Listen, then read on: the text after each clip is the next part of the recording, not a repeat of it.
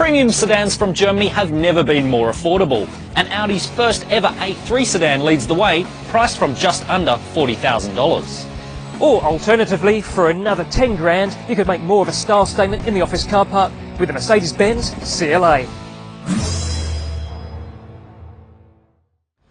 Okay, so the A3 sedan is a bit formal and conservative. It's more of your traditional three-box shape, but I think it's really quite handsome. Yeah, I agree, Dan. It's really just like a baby A4, really. But it's not going to turn heads like this CLA, though. It's basically with that dramatic sloping roofline, it's trying to do what the CLS did for the bigger luxury car market. And, well, I think it's a really stylish thing. Yeah, I think it might polarise a few people, though. Personally, I think it looks like a bit of an upturned boat in shape, and I'm not sure what that sloping roofline is going to do for rear headroom. All right, well, let's find out. All right, let's see how it goes. So, what do you think? Yeah, well, I'm 178 centimetres tall and my head's pressed firmly against the headlining, so it's not great, to be honest. Yeah, I'm struggling a bit too. Legroom also a bit on the tight side. You wouldn't know that this car was actually a bit longer than the outgoing C-Class. Saying that, what I do like about this over the C-Class is this optional striped seating. That's just really nice touch. Yeah, I like that too. It's got lots of youthful appeal, which isn't often associated with Mercedes-Benz. That's right. All right, well, let's see if it's the same effect up front. Let's go. Right, so the CLA is based heavily on the A-Class, so it's a virtually identical dash. However, that does mean you get those lovely SLS-inspired vents. You've got trademark Mercedes switchgear. Only thing I'm not so keen on is this iPad floating display. What do you think? Yeah, I think it's a really cool interior. I mean, the floating display I'm a bit of a fan of, actually. And yeah, the vents look great, and really love this stitching, although again, it is an option. Yeah, the only thing is just plastics quality a bit inconsistent in some places, a bit hard. I think the Audi might trump it there, so why don't we go and have a look at it? All right.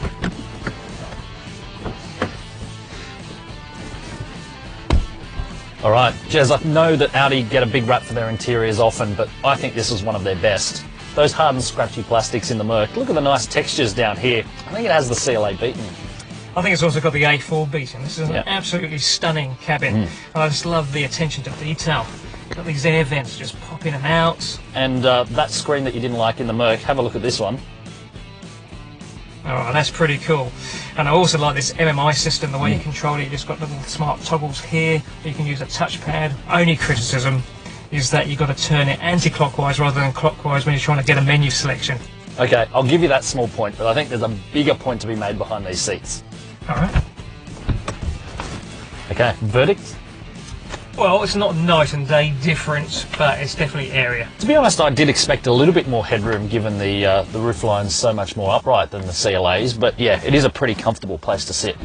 Now to the all-important part that distinguishes these from the hatch, the boot. Well, we've got some items here, why don't we load them up and see how they fare? All right, let's try the Audi first. We've got a set of golf clubs here, so we'll put that in. Very easy to get in. Or not. Or no, maybe not. Oh.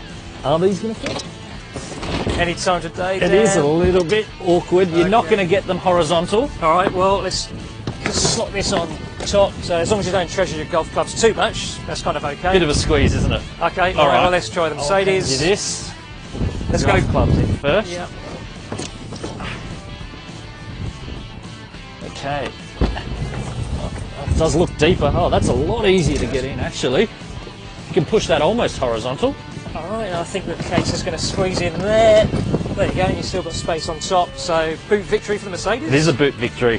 Okay, why don't we drive them, see if it's a victory on the road for the Mercedes. Okay. Okay, so we're in the A3, and I reckon not many people would guess that this is just a 1.4 litre engine. It feels very sprightly. Yeah, good performance, very refined, smooth.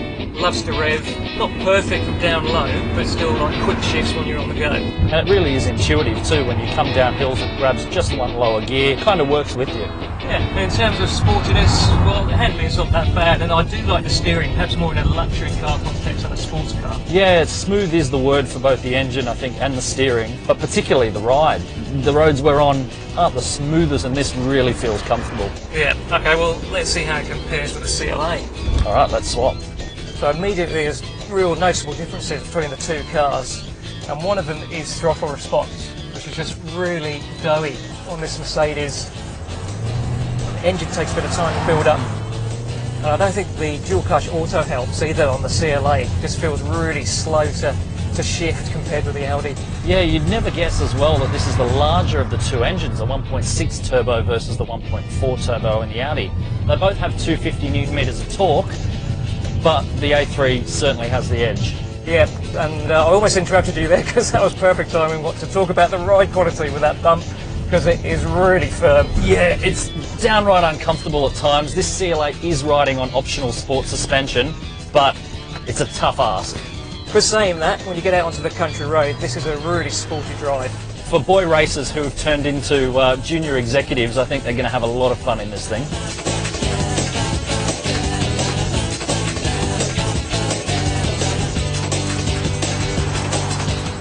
I do love the styling of this CLA, and there's no doubt it's going to bring a whole stack of new buyers to the Mercedes-Benz brand. And to go along with that sporty styling, you've got sporty handling. But it's not quite a complete compact executive, is it? No, it's not, and it really disappointed me today, which was surprising, where conversely, the A3 sedan exceeded my expectations. It drives exactly like an entry-level premium car should, and when you option it with front park assist and a reverse camera that's standard in the Merc, it's still thousands cheaper. Yep, I think we're agreed. It's the Audi A3 sedan 2, CLA 200, nil.